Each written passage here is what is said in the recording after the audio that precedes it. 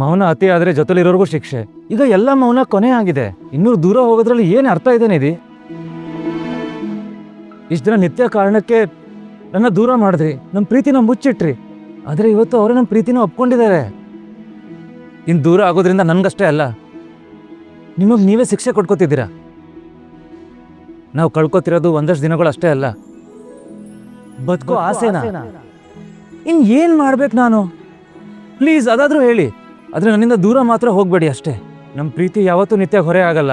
ಅವ್ರನ್ನ ಅವ್ರು ಹುಟ್ಟೋ ಮಗುನ ಕಣ್ಣಲ್ಲಿ ಕಣ್ಣಿಟ್ಟು ನೋಡ್ಕೊಳ್ಳೋಣ. ನಾವಿಬ್ರು ಜೊತೆಗಿದ್ರೆ ಅಷ್ಟೇ ಇದೆಲ್ಲ ಸಾಧ್ಯ ಆಗೋದು.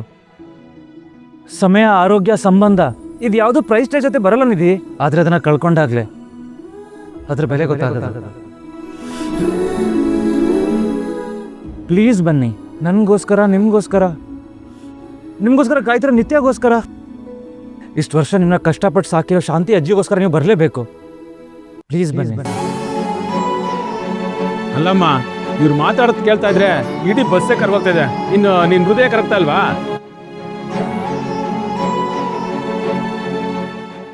ಪಾಪ ಹುಡುಗ ಅಷ್ಟೊಂದು ಕೇಳ್ಕೊಂತಿದ್ದಾನೆ, ಹೋಗಮ್ಮ ಹುಡುಗನ ಜೊತೆ. ಈಗಿನ ಕಾಲದಲ್ಲಿ ಇಷ್ಟು ಪ್ರೀತಿ ಮಾಡೋ ಹುಡುಗ ಎಲ್ಲಮ್ಮ ಸಿಗ್ತಾನೆ. ಇಂಥ ಹುಡುಗನ್ ಬಿಟ್ಟು ನೀನು ಹೋಗ್ತಾ ಇದೆಯಲ್ಲ, ನಿನ್ ಬುದ್ಧಿಗೆ ಏನ್ ಹೇಳ್ಬೇಕು? ಹೌದೌದು, ಹೋಗ್ಲೇಬೇಕು, ನೀವು ಇಳಿಲೇಬೇಕು.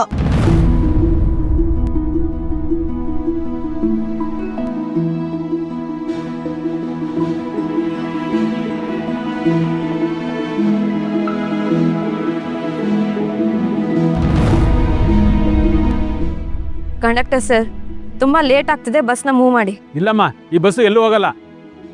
ಎಲ್ಲಿ ತನಕ ನೀವು ಇವ್ರ ಜೊತೆ ಕೆಳಗಡೆ ಇಲ್ಲಿ ಅಲ್ವಾ, ಅಲ್ಲಿ ತನಕ ಬಸ್ ಹೋಗಲ್ಲ. ಅದೇನಾಗುತ್ತೋ ನಾವು ನೋಡೇ ಬಿಡ್ತೀವಿ. ನೀವೆಲ್ಲ ಏನಂತೀರಾ? ಹೌದು, ನೀವು ಇವ್ರ ಜೊತೆ ಹೋಗ್ಲೇಬೇಕು. ಒಳ್ಳೆ ಹುಡುಗ, ಆ ಹುಡುಗನ ಮದುವೆ ಆಗಿ ಚೆನ್ನಾಗಿರಮ್ಮ.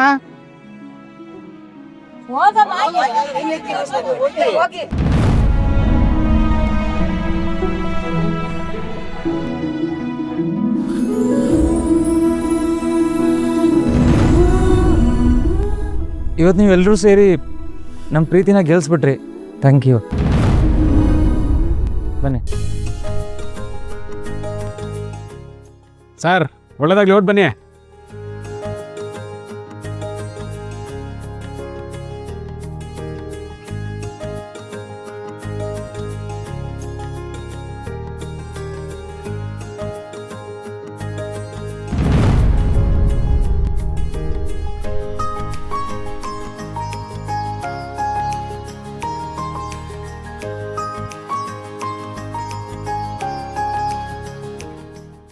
ಶಾಂತಿ,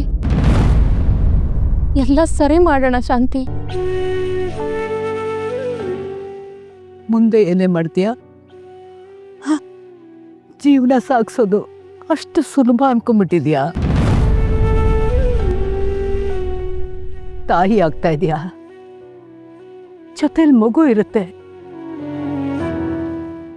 ಬರೀ ಕಾಲಲ್ಲಿ ಕೆಂಡದ ಮೇಲೆ ನಡೆದ್ಬಿಡ್ಬೋದು. ಆದರೆ ಒಂಟಿ ಹೆಣ್ಣು ಮಗುನಿಟ್ಕೊಂಡು ಈ ಸಮಾಜದಲ್ಲಿ ಬದುಕೋದು ಎಷ್ಟು ಕಷ್ಟ ಅಂತ ನನಗೆ ಗೊತ್ತು. ಈ ಹಾದಿ ಸುಲಭ ಇಲ್ಲ ಅಂತ ನನಗೆ ಗೊತ್ತು ಶಾಂತಿ. ಆದರೆ ನನ್ನ ಬದುಕು ಮುಳುಗ್ತಿದೆ ಅನ್ನೋ ಕಾರಣಕ್ಕೆ ಜೊತೆಲಿರೋನು ನನ್ನ ಜೊತೆ ಮುಳುಗ್ಸೋದು ತಪ್ಪಲ್ವಾ?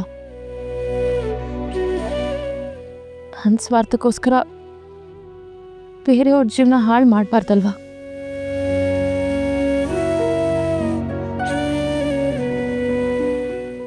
ನಾನು ಯಾರಿಗೂ ಹೊರೆ ಆಗಲ್ಲ ಶಾಂತಿ. ಆದರೆ ನಿಧೀಕರಣ ಮದುವೆ ಆಗಿ ಸುಖವಾಗಿರ್ಬೇಕು, ಅಷ್ಟೇ ನಾನು ಬೇಕಾಗಿರೋದು. ಒಂದು ವೇಳೆ ನಿಧೀಕರಣ ಪ್ರೀತಿ ಮಾಡ್ತಿದ್ದಾರೆ ಅನ್ನೋ ವಿಷಯ ನೀನು ಇದಕ್ಕೂ ಮುಂಚೆ ಗೊತ್ತಾಗಿದ್ದಿದ್ರೆ ನೀನು ಒಪ್ಕೋತಾ ಇದ್ದೆ ಅಲ್ವಾ? ಇದು ಒಂದೇ ಒಂದ್ಸಲಿ ಒಪ್ಕೊಂಬಿಡು. ದಯವಿಟ್ಟು ಇಲ್ಲ ಅನ್ಬೇಡ ಶಾಂತಿ, ಪ್ಲೀಸ್.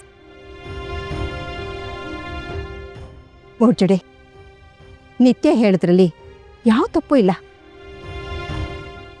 ಪಾಪ ಮಕ್ಕಳು ನಮಗೋಸ್ಕರ ಜೀವನದಲ್ಲಿ ಎಷ್ಟೆಲ್ಲ ಕಷ್ಟಪಡ್ತಿದ್ದಾರೆ. ಈಗ ನಾವು ಹಠ ಮಾಡ್ತಾ ಕೂತ್ಕೊಂಡ್ರೆ ಸರಿಯಲ್ಲ. ಪರಿಸ್ಥಿತಿ ಕೈ ಮೀರೋಕ್ಕೆ ಮುಂಚೆ ಮದುವೆಗೆ ಒಪ್ಪಿಗೆ ಕೊಡೆ.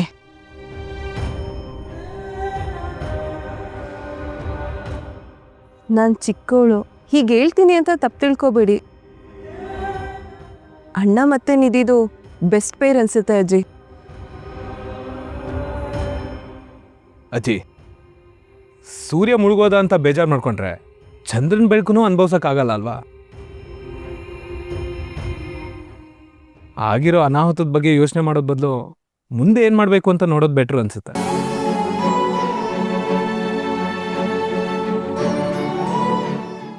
ನಿತ್ಯ ಅವಳ ಜೀವನದ ಬಗ್ಗೆ ತುಂಬ ಧೈರ್ಯದಿಂದ ನಿರ್ಧಾರ ತಗೊಂಡಿದ್ದಾಳೆ. ಹಾಗಂತ ನಾವು ಯಾರೂ ಅವಳ ಕೈನ ಬಿಡೋದು ಬೇಡ. ಜೊತೆಗಿದ್ದು ಪ್ರತಿ ಹಂತದಲ್ಲೂ ನಾವು ಅವಳನ್ನ ಸಪೋರ್ಟ್ ಮಾಡೋಣ. ಮುಂದೆ ಎಲ್ಲ ಒಳ್ಳೇದಾಗುತ್ತೆ. ದಯವಿಟ್ಟು ಒಪ್ಕೊಳ್ಳಿ.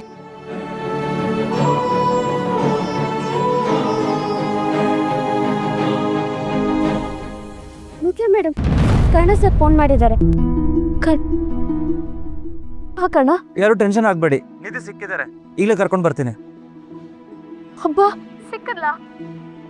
ಹಬ್ಬ ನಾವೆಲ್ಲರೂ ಇಷ್ಟೊತ್ತು ಜೀವ ಹಿಡ್ಕೊಂಡು ಕಾಯ್ತಿದ್ವಿ. ಆಯ್ತು, ಬೇಗ ಹುಷಾರಾಗಿ ಬನ್ನಿ ಇಬ್ರು. ನಿಧಿ ಸಿಕ್ಕಿರ್ಲಂತೆ, ಬರ್ತಿದ್ದಾಳೆ. ಕರ್ಣ ಕರ್ಕೊಂಡು ಬರ್ತಿದ್ದಾರೆ.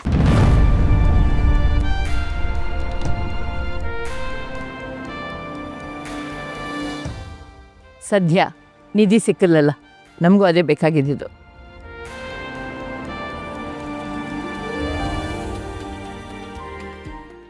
ಸರಿ, ನಾವಿನ್ನು ಹೊರಡ್ತೀವಿ, ಬರ್ತೀವಿ.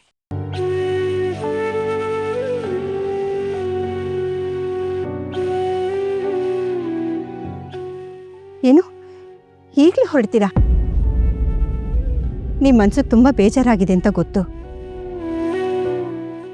ತಾವೇನು ಅಂದ್ಕೊಳ್ಳಲ್ಲ ಅಂದರೆ ಇನ್ನೊಂದು ಸ್ವಲ್ಪ ದಿನ ನಮ್ಮ ಜೊತೆ ಇದ್ಬಿಟ್ಟು ಹೋಗಿ. ನಮ್ಮ ಕಡೆಯಿಂದ ತುಂಬ ತಪ್ಪುಗಳಾಗಿದೆ, ದಯವಿಟ್ಟು ಕ್ಷಮಿಸ್ಬಿಡಿ. ಅಜ್ಜಿ, ನೀವ್ಯಾಕೆ ಕ್ಷಮೆ ಕೇಳ್ತೀರಾ? ಹೀಗಾಗುತ್ತೆ ಅಂತ ನಿಮಗೂ ಗೊತ್ತಿರಲಿಲ್ಲ ಅಲ್ವಾ? ಜೀವನ ಅಂದರೆ ಹೀಗೆ ಅಲ್ವಾ ಅಜ್ಜಿ? ನಾವೊಂದು ಲೆಕ್ಕ ಹಾಕಿದ್ರೆ ಆ ಭಗವಂತ ಇನ್ನೊಂದು ಲೆಕ್ಕನೇ ಹಾಕಿರ್ತಾರೆ.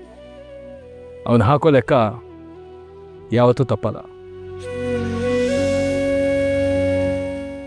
ಅನಿರೀಕ್ಷಿತವಾಗಿ ಎಲ್ಲ ನಡೆದೋಯ್ತು. ಒಂದು ಮಾತೇ ಇದೆಯಲ್ವಾ, everything happens for a reason ಅಂತ. ಅಂದರೆ ಆಗೋದೆಲ್ಲ ಒಳ್ಳೇದಕ್ಕೆ ಅಂತ.